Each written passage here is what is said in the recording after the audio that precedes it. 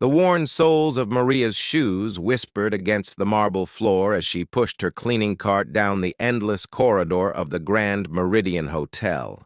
Her fingers, rough and cracked from years of scrubbing and polishing, trembled slightly as she checked her watch. 3:47 a.m.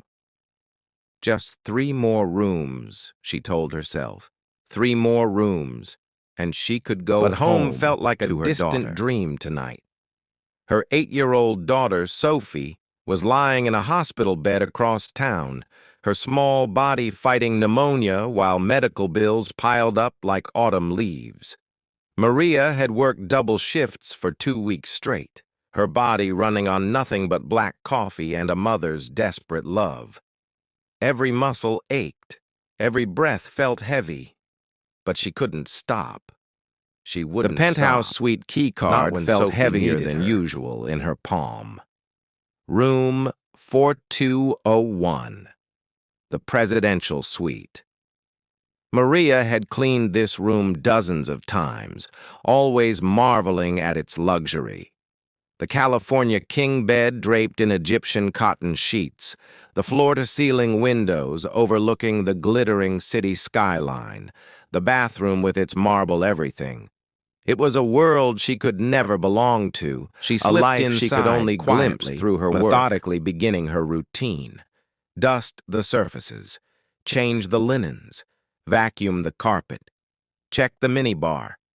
Her movements were automatic, muscle memory guiding her exhausted body through the familiar motions. The guest wasn't due to check in until tomorrow afternoon, so she had time to be thorough. As Maria smoothed the fresh sheets across the massive bed, testing the corners with practiced precision, an overwhelming wave of exhaustion crashed over her. The room suddenly felt warmer, softer. The pillow she was fluffing seemed to call to her like a siren's song.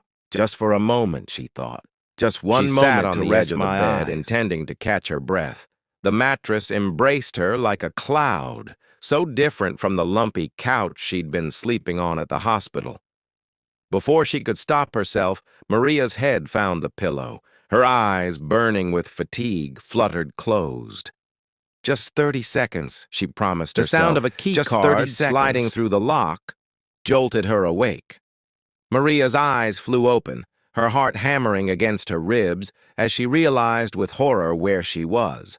Lying in the middle of the luxurious bed, her cleaning uniform wrinkled, her cart abandoned in the corner. The door swung open and she scrambled to sit up, her face burning with shame. A man stood in the doorway, tall and broad-shouldered, dressed in an expensive suit that probably cost more than Maria earned in 6 months. His dark hair was slightly disheveled, his tie loosened, and there was an exhaustion in his eyes that mirrored her own. This was Alexander Chen, tech billionaire, philanthropist, and owner of the hotel chain. His face had been in magazines, on news programs, everywhere. And now he was staring at her. "I'm so sorry, sir! I'm so sorry!" Asleep in his bed, Maria stammered, jumping to her feet, her voice cracking with panic. I was changing the sheets and please, I'll leave right now. Please don't fire me. I need this job. My daughter, she's sick and—" Alexander raised his hand gently, stopping her mid-sentence. But instead of anger, his expression held something unexpected: concern. "Breathe," he said softly. "Just breathe for a moment." Maria pressed her hands to her face, tears threatening to spill. This was it. She'd lose her job. Sophie's medical bills would crush them. Everything she'd worked for would disappear because she couldn't stay awake for 1 more hour. "When was the last time you slept?" Alexander asked, his voice gentle but firm. The question caught her off guard. I don't know. 2 days? Maybe 3? Maria's voice was barely a whisper. "I've been at the hospital with my daughter. She has pneumonia. I work the night shift here, and then I go straight to see her in the morning, and then Alexander's jaw tightened. He walked past her, not toward the phone to call security as she feared, but to the small sitting area near the window. He gestured to the chair. Sit down. Maria hesitated, Please. confused by his kindness, but her legs were shaking so badly she had no choice but to obey. Alexander sat across from her, leaning forward with his elbows on his What's your name? knees, he asked. Maria Santos. Maria, I'm going to tell you something I don't talk about often. Alexander's eyes grew distant, memory pulling him somewhere else. When I was 7 years old, my mother worked 3 jobs to keep us afloat. She cleaned offices at night, worked in a laundry during the day, and took in sewing on weekends. One night, I found her collapsed on the kitchen floor. She'd worked herself to exhaustion, Maria looked up, just like you're doing by the now. vulnerability in his voice. She survived, thankfully, but that moment changed me forever. I promised myself that if I ever had the power to help people like her, people like you, I would. He pulled out his phone and made a quick call. This is Alexander Chen. I need you to send someone to room 4201. No, not security. Send Dr. Morrison from the hotel medical staff and have the kitchen send up some food. Maria's Real eyes food, not just widened. coffee. Sir, Thank you. I don't understand. You're not fired, Maria.